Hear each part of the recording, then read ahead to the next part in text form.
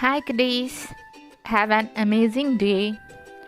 Welcome to the class. Today we'll study environmental studies. In the last class, we have studied about plants. Today, we will start our third chapter, Water or Water. We all know that water is an essential thing for us. Not only for us, for all living things. Both plants and animals need water like us. Without water, we can't live. We need water to do many things. Here, this chapter begins with a poem. Let's read it. Unit 3, Water or Water. Name of the poem is Water. I'll wash my face with water, said Munna to his nanny.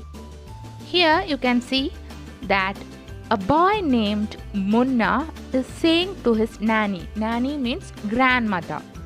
I'll wash my face with water. That he will wash his face with water. We all quench our thirst with water.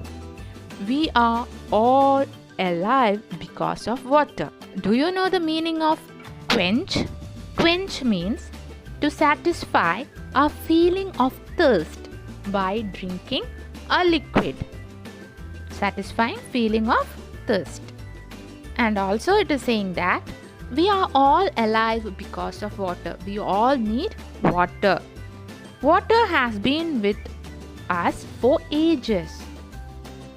For many years and years, the water is with us.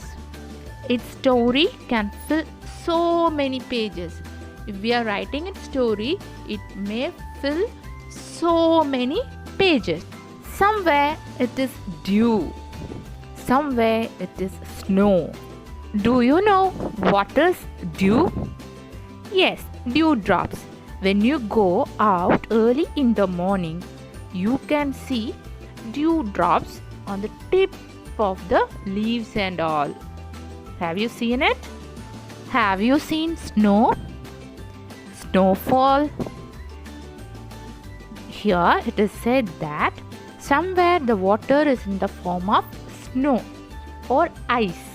When you open the freezer of your refrigerator at home, you can see ice. Have you seen ice? Ice cubes and all?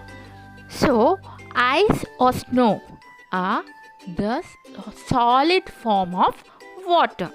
Now, then the boy is saying, steam is also water, as you know. Which is the next form of water? Yes, steam. Steam is also the form of water. When water boils and you open the lid of the vessel, you can see steam coming up.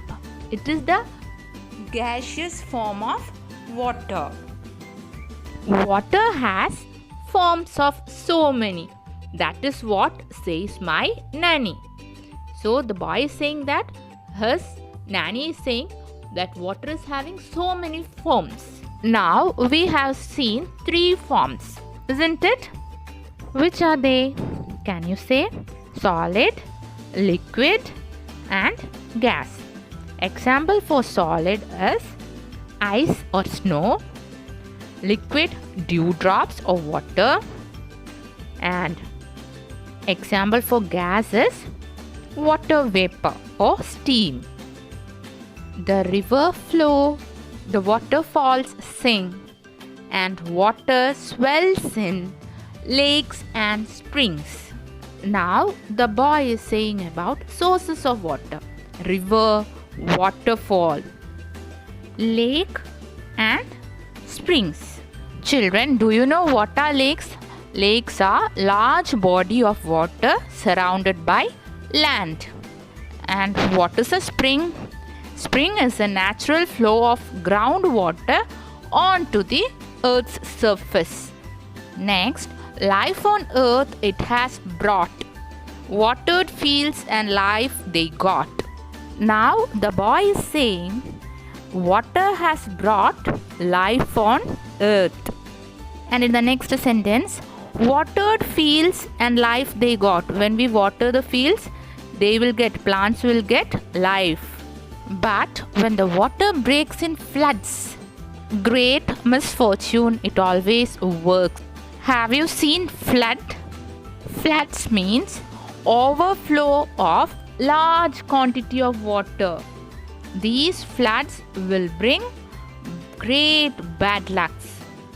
Too much rain causes flood, while no rain causes drought.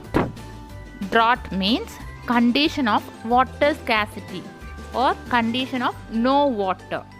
Places with no water will become like this. Children, can you tell me from where do we get water? Yes, we get water mainly from rain. And these rainwater collects in rivers, lakes, streams and ponds. As these are given by the nature, they are called natural sources of water. We have some more sources of water. Can you tell me the names?